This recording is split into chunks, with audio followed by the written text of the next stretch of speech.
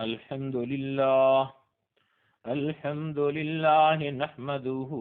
ونستعينه ونستغفره ونؤمن به ونتوكل عليه ونعوذ بالله من شرور أنفسنا ومن سيئات أعمالنا من يهده الله فلا مضل له ومن يضلله فلا هادي له ونشهد أن لا إله إلا الله وحده لا شريك له ونشهد أن سيدنا ومولانا محمدا عبده ورسوله أما بعد فأعوذ بالله من الشيطان الرجيم بسم الله الرحمن الرحيم وإذا أخذ الله ميثاق النبيين لما آتيتكم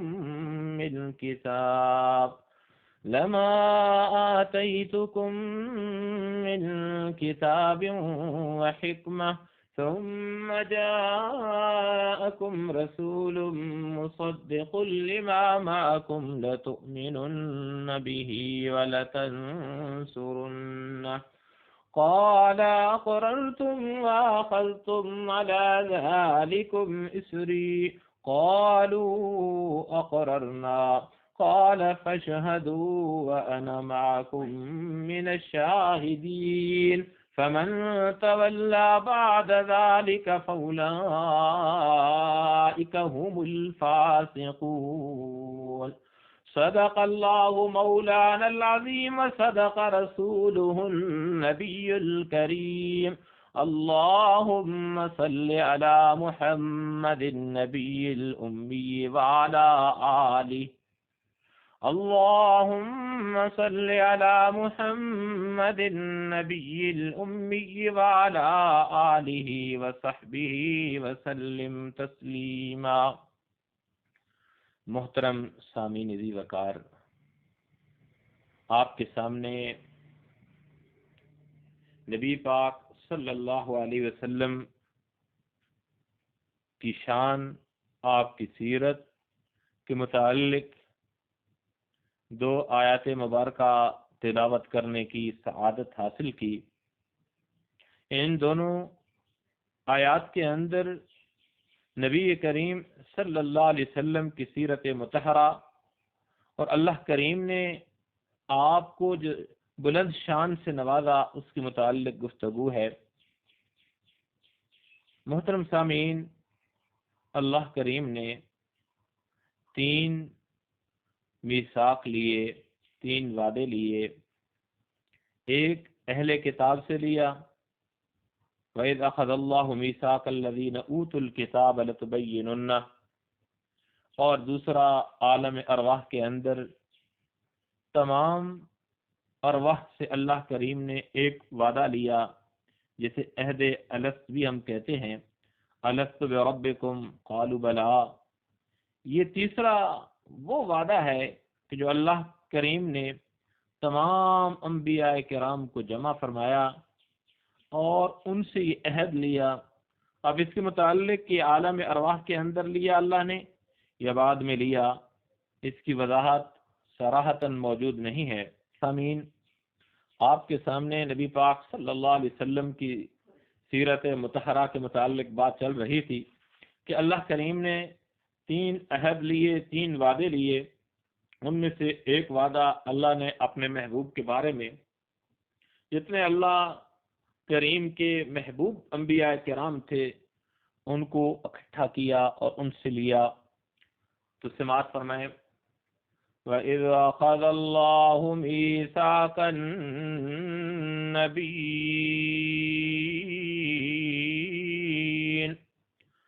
اور یاد کیجئے جب اللہ جل شانہ نے تمام انبیاء کرام سے ایک وعدہ لیا۔ وَإِذْ أَخَذَ اللَّهُ، اور یاد کیجئے جب اللہ کریم نے میثاق النبیین، تمام انبیاء کرام سے ایک عہد لیا تھا. کیا عہد لیا اللہ نے؟ لما آتیتکم من کتاب و حکمہ. اللہ کریم نے انبیاء کرام سے فرمایا کہ اے انبیاء کرام کی جماعت، اگر میں تمہیں بھیجوں دنیا کے اندر اور تمہیں میں کتاب بھی دوں اور حکمت بھی دوں، شریعت بھی دوں، اور تمہاری شریعت کا ڈنکا چل رہا ہو، لوگ پڑھ رہے ہو لا الہ الا اللہ آدم صفی اللہ، اے آدم علیہ السلام اگر اس وقت میں اپنے محبوب کو بھیج دوں، ثم جاءکم رسول، پھر میں تمہارے پاس بھیج دوں ایک ایسے رسول کو، مصدق جو تصدیق کرنے والا اس کی لما معکم جو تمہارے پاس ہے. پھر تم نے انبیاء کرام کی جماعت کیا کرنا؟ اے آدم جب آپ کی شریعت چل رہی ہو، میرا یہ محبوب نبی تشریف لے آئے، تو پھر آپ نے کیا کرنا ہے؟ لَتُؤْمِنُنَّ بِهِ، آپ نے اس کے اوپر ایمان لے کر آنا ہے. پھر یہ کلمہ نہیں چلے گا لا الہ الا اللہ آدم صفی اللہ، بلکہ اے آدم اس وقت آپ نے بھی جو کلمہ پڑھنا ہے وہ کلمہ یہ ہوگا لا الہ الا اللہ محمد رسول اللہ. اللہ کریم نے فرمایا لَتُؤْمِنُنَّ بِهِ، یہاں تک بات نہیں ہوگی انبیاء کرام کی جماعت، وَلَتَنْصُرُنَّ،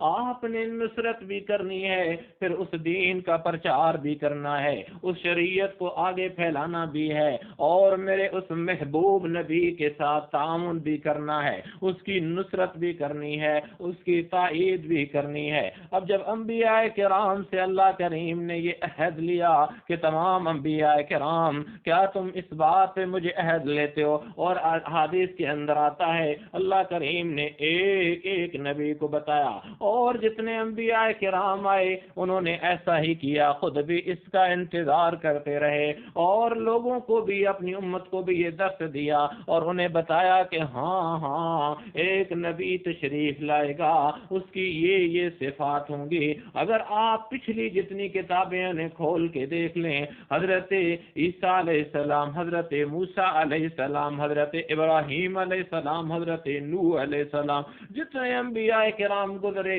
وہ اپنی اپنی قوم کو یہ سبق دے کر گئے، انہیں بتا کر گئے کہ اے میری امت ایسا ایک نبی آئے گا، ان کی بات ماننا، ان کے اوپر ایمان لے کر آنا. وہ الگ بات ہے کہ کوئی بغض و عداوت کی وجہ سے، کوئی حسد کی وجہ سے، کوئی کسی وجہ سے اگر اس نے ایمان نہیں لایا تو اس کی اپنی بات. بہرحال میں بات کر رہا تھا حضرت آدم علیہ السلام کے متعلق. ایک حدیث کے اندر آتا ہے نبی پاک صلی اللہ علیہ وسلم فرماتے ہیں کنت نبیا، میں اس وقت بھی نبی تھا جب آدم علیہ السلام کی روح آپس میں جسم کے ساتھ نہیں ملائی گئی تھی، اس وقت بھی یعنی تخلیق آدم سے پہلے ہی اللہ نے مجھے نبی بنا دیا تھا. گویا آپ جو اللہ نے آپ کو بھیجا ہے پوری کائنات کے لیے نبی بنا کر، قل یا ایھا الناس انی رسول اللہ الیکم جمیعا، کہیں اللہ فرماتے ہیں کافۃ للناس، اللہ کریم نے آپ کو صرف ایک دور کے لیے، ایک علاقے کے لیے نہیں بھیجا، بلکہ اللہ کریم نے آپ کو پوری دنیا انسانیت کے لیے شروع سے لے کر آخر تک کے لیے نبی بنا کر بھیجا. صرف اللہ کریم نے آپ انسانوں کے لیے نہیں بلکہ انبیاء کرام کی جماعت کے لیے بھی نبی بنا کر بھیجا، اور اسی لیے اللہ کریم نے یہ عہد لیا. حالانکہ اللہ کو تو معلوم تھا کہ اگر اللہ یہ بتا دیتے انبیاء کرام کو ان سے عہد لینے کی ضرورت نہیں تھی. اللہ اپنے محبوب کی شان کو مزید اونچا فرما رہے ہیں، بلند فرما رہے ہیں، اس لیے تمام انبیاء کرام سے اللہ عہد لے رہے ہیں کہ اے انبیاء کرام کی جماعت لما آتیتکم من کتاب و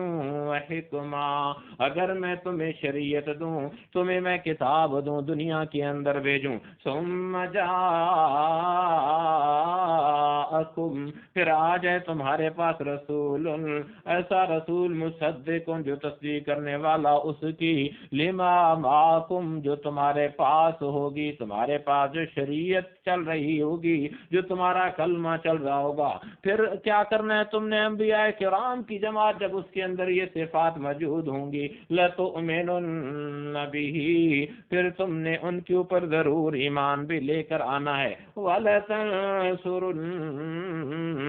اور ان کی نصرت بھی کرنی ہے، اور ان کے دین کو لے کے آگے بھی چلنا ہے۔ جتنے انبیاء کرام آئے، سیدنا آدم علیہ السلام سے لے کر سیدنا عیسیٰ علیہ السلام تک، سب نے یہی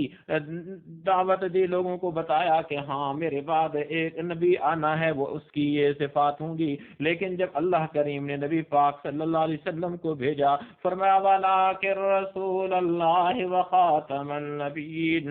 آپ خاتم النبیین ہیں، آپ نے اعلان بھی فرما دیا کہ میں خاتم النبیین لا نبی بعدی، میرے بعد کسی نبی نے نہیں آنا ہے۔ لیکن پہلے انبیاء کرام کی جتنی جماعتیں تھیں انہوں نے اسی کے اوپر عمل کیا۔ نبی پاک صلی اللہ علیہ وسلم نے ایک حدیث کے اندر فرمایا کہ اگر موسیٰ علیہ السلام میرے دور کے اندر تشریف لے آئے تو انہوں نے بھی میرا کلمہ پڑھنا ہے۔ حضرت عیسیٰ علیہ السلام دوسری حدیث کے اندر آتا ہے کہ وہ تشریف لائیں گے اور وہ یہ میرا کلمہ پڑھیں گے، میری شریعت کا پرچار کریں گے۔ تو یہ تو قرآن کے اندر بھی اس کا ثبوت موجود ہے، اور اللہ کے محبوب نے بھی اس کے متعلق بیان فرما دیا۔ بہرحال بات میں آپ کے سامنے یہ عرض کر رہا تھا، اللہ کریم نے آدم علیہ السلام سے فرمایا کہ اے آدم، جب آپ کی شریعت کا ڈنکا دنیا کے اندر چل رہا ہو، لوگ آپ کا کلمہ پڑھ رہے ہوں، میرے احکامات جو میں نے آپ کے اوپر نازل کیے ہوں گے وہ دنیا کے اندر آپ ان کی دعوت و تبلیغ کا کام کر رہے ہوں، اس وقت اگر میرا محبوب تشریف لے آیا تو آپ نے اپنا کلمہ چھوڑ دینا ہے اور اس وقت میرے محبوب کا کلمہ پڑھ لینا ہے۔ یہاں تک بات نہیں، اللہ کریم نے حضرت نوح علیہ السلام سے، جد الانبیاء حضرت ابراہیم علیہ السلام سے، سب سے عہد لیا کہ لا الہ الا اللہ ابراہیم خلیل اللہ، اے ابراہیم اگر میرا وہ محبوب پیغمبر تشریف لے آتا ہے تو آپ کا کلمہ نہیں چلے گا، پھر چلے گا لا الہ